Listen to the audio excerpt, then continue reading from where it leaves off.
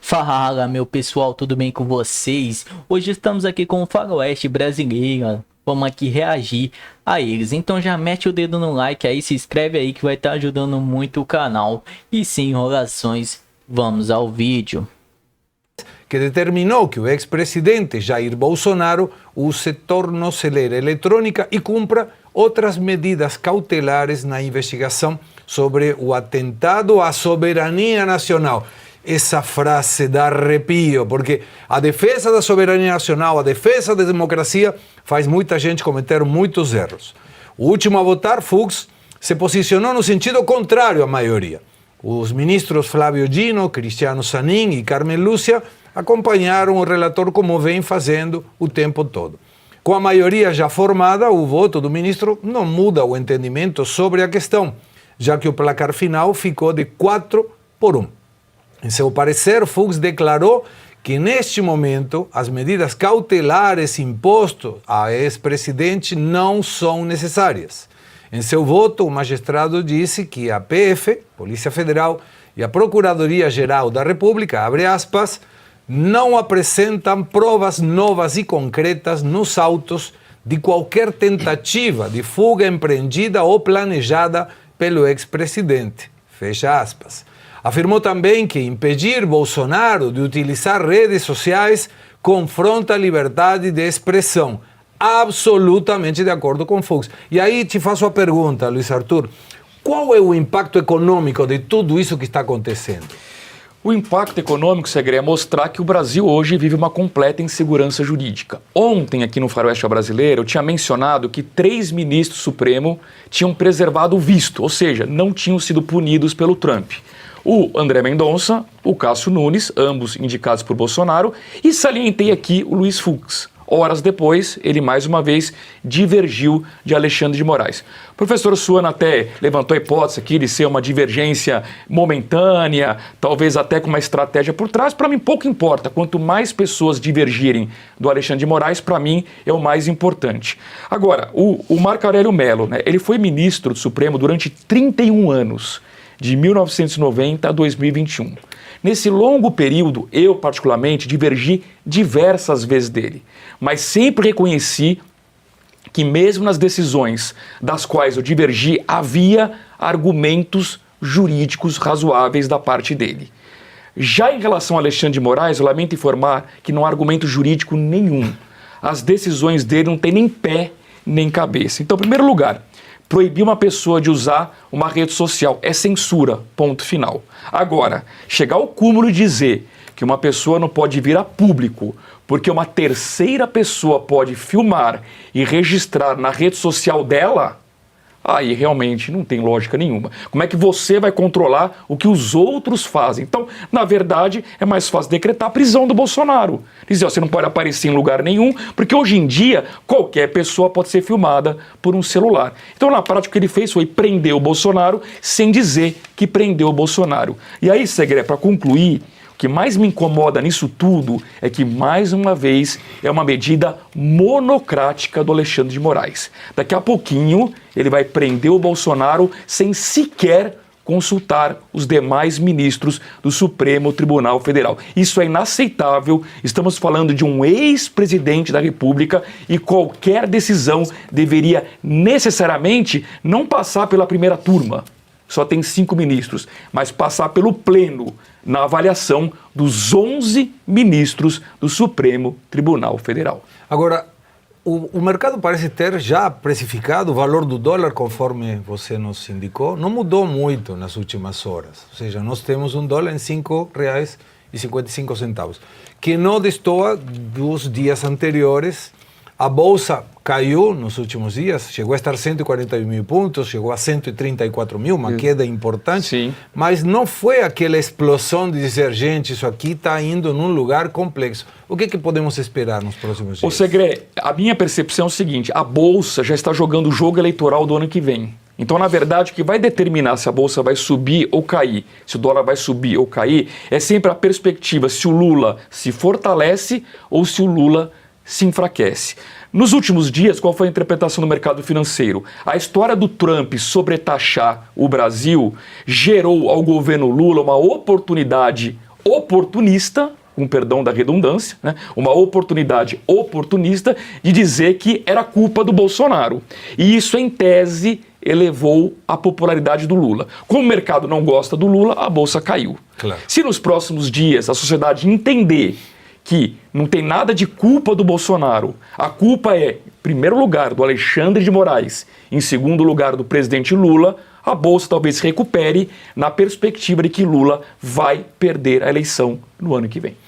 Nós estamos aqui como se fosse na terceira série, né, que você faz.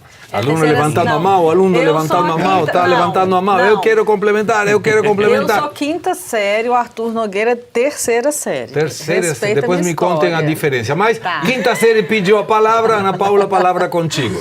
Olha, só complementando essa questão do voto do Fux. Concordo com o professor Suano, que pode ser um jogo de cena. Concordo com o Arthur, que também não interessa se é ou se não é. Mas o importante aqui é que o voto divergente dentro do processo, ele oficializa os argumentos que nós aqui estamos debatendo, que nós temos muito, o Marco Aurélio vai falar, outros juristas vão falar, mas o Fux está falando dentro do processo, dentro do procedimento. Então, isso fica um registro. Então, ele traz os argumentos, ele traz a fundamentação legal, ele traz os artigos de lei, e isso é muito importante. E aí, a questão é o seguinte: esse uso dessas medidas cautelares, todas elas, porque não, como o próprio ministro Fux falou, não existe no inquérito qualquer prova de tentativa de fuga do ex-presidente Jair Bolsonaro. Portanto, todas as medidas cautelares não haveria essa necessidade, são desnecessárias. Mas, em especial, a questão de você controlar tanto as redes sociais, impedir que o presidente use as redes sociais de qualquer forma, que dê entrevistas, que terceiros o filmem para colocar nas redes sociais, isso é um uso político das medidas cautelares. Você está aí calando opositores ao governo, controlando narrativas, impedindo até outras denúncias. Então, por quê? O que o Eduardo Bolsonaro faz nos Estados Unidos hoje? O Eduardo Bolsonaro não faz nada além de contar o que está acontecendo aqui. Então, claro, ele não é responsável por nada. Uhum. Veja bem, o Lula se reúne dá declaração a favor do Irã. O governo Lula faz mais de 30 acordos com a China. O Eduardo Bolsonaro está fazendo o seguinte, está mostrando, mas quem está fazendo é o governo Lula.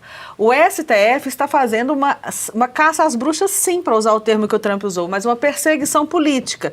Se o Eduardo Bolsonaro chega lá e mostra como que está o processo, com base em que foram dadas as decisões, mostra a legislação e eles veem que o Supremo Tribunal Federal está agindo contra a própria Constituição do Brasil, quem fez isso? Foi o Eduardo Bolsonaro? Não, foi claro o STF. O Eduardo Bolsonaro apenas mostrou, talvez de uma forma mais objetiva, mais focada, uma coisa que ia demorar mais tempo para todo mundo entender, eles entenderam mais rápido. É só isso que ele fez. Ele está fazendo uma denúncia. E o que o STF está querendo impedir, calando a boca de todo mundo, tanto do Eduardo quanto do Jair Bolsonaro, são as denúncias do que eles estão fazendo no Brasil. A responsabilidade é deles. Eu fico muito feliz de você ter falado isso, porque é o que eu tenho falado desde o momento que o Eduardo Bolsonaro saiu daqui. Ele não foi lá para fazer nem denúncia, ele foi lá para fazer os esclarecimentos do funcionamento do sistema político brasileiro e dos erros que estão sendo acontecendo no Brasil. Na realidade, ele não está nem denunciando. O que ele está fazendo é apenas dando uma assessoria direta para determinados tomadores de decisão de como funciona na prática o modelo político brasileiro e quem são as autoridades que estão usufruindo desse sistema de uma maneira pessoal e em prejuízo à democracia. Mas essa que é a jogada. Mas é muito parecido o que fazia Boulos, o que fazia Gleisi Hoffmann, o que fazia um monte de deputados e tal, indo para a Europa, indo para aqui, indo para lá, reclamando do que estava acontecendo na época. Mas olha, tem uma diferença, que eu diria que apenas tem uma pequena diferença. Quando o Boulos ia e quando o Lula foi, quando a Gleisi foi no Oriente Médio pedir apoio e fazia, eles diziam, estamos vivendo uma ditadura e queremos apoio de vocês para combater essa ditadura, é diferente do que o Eduardo faz, que ele chega e diz assim, ele pega simplesmente fala, O Brasil funciona desse jeito e essas pessoas estão transformando numa ditadura por essas ações.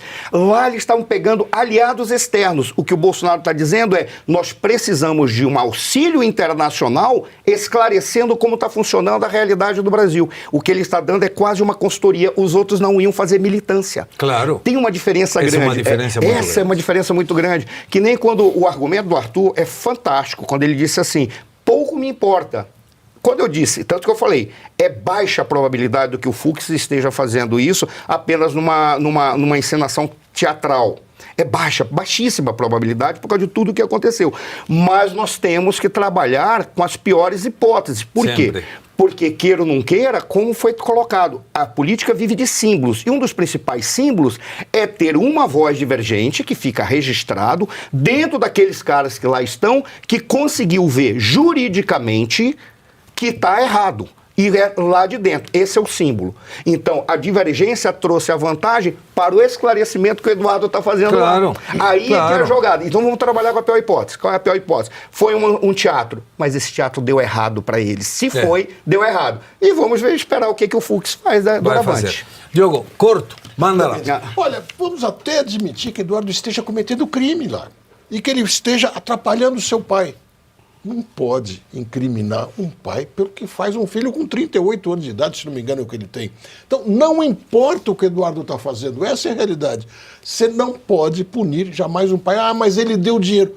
Mas pai dar dinheiro para um filho agora pode ser cumplicidade num crime? É a única ligação que tem, na verdade, entre um e outro. Então não tem o menor sentido punir o Jair Bolsonaro por isso.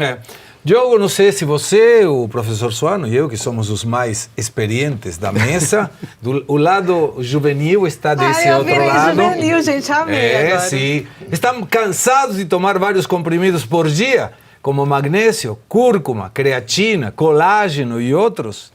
Sente dores nas articulações, artrite, artrose, reumatismo, fibromialgia. Peraí que vai de novo. Fibromialgia. É difícil essa palavra. Dores nas pernas, na coluna. Então, esse recado é para você. E eu dou as boas-vindas para Renatinha, que está nos acompanhando. Boa tarde, Renata. Boa tarde, Segré, boa tarde a todos. E é isso mesmo, tá com dor. Eu hoje vou falar a verdade, independente de idade, o pessoal já tá sentindo dor.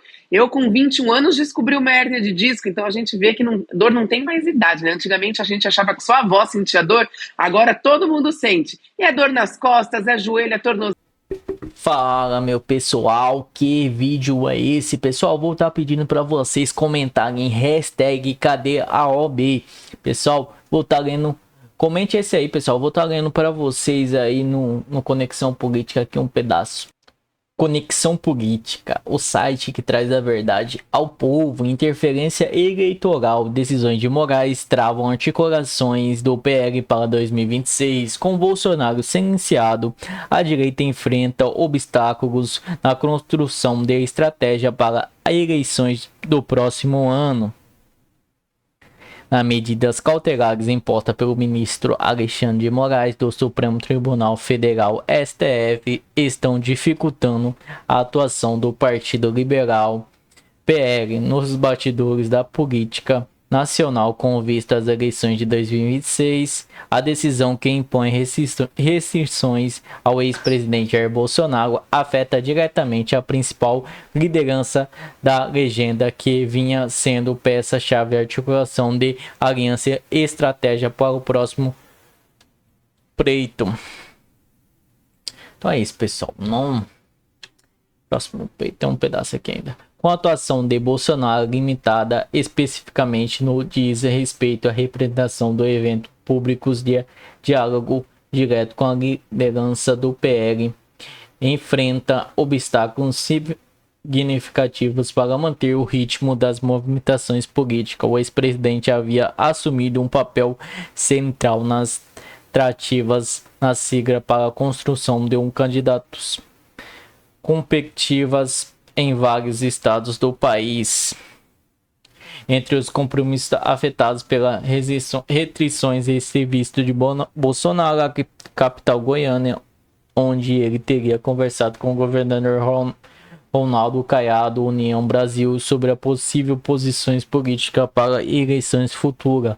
Um dos focos da legenda era ampliar sua influência no Senado com a ênfase de temas ligados ao judiciário, especialmente ao STF. Pessoal, vou estar pedindo para vocês comentarem aqui, cadê a OAB aí nesse vídeo, para esse vídeo estourar e chegar ao ouvido dos advogados aí, para eles que o Congresso está aí protocolando o impeachment de Lula e a anistia ao Brasil. A gente tem que apoiar eles aí, chamar a OAB para apoiar o Congresso também, pessoal, porque a anistia o Congresso não consegue fazer nada, né? Mesmo com 142 votos aí, com o impeachment do Moraes, eles ainda não conseguem fazer nada. Mas juntando a OAB, a gente consegue tem mais chance de conseguir derrubar o Moraes aí do poder. Então, pessoal, mete o dedo no like, clica aí, hashtag cadê a OAB? E não se esqueçam de se inscrever no canal, deixar o like aqui que esse vídeo vai estar chegando para mais pessoas. Até a próxima.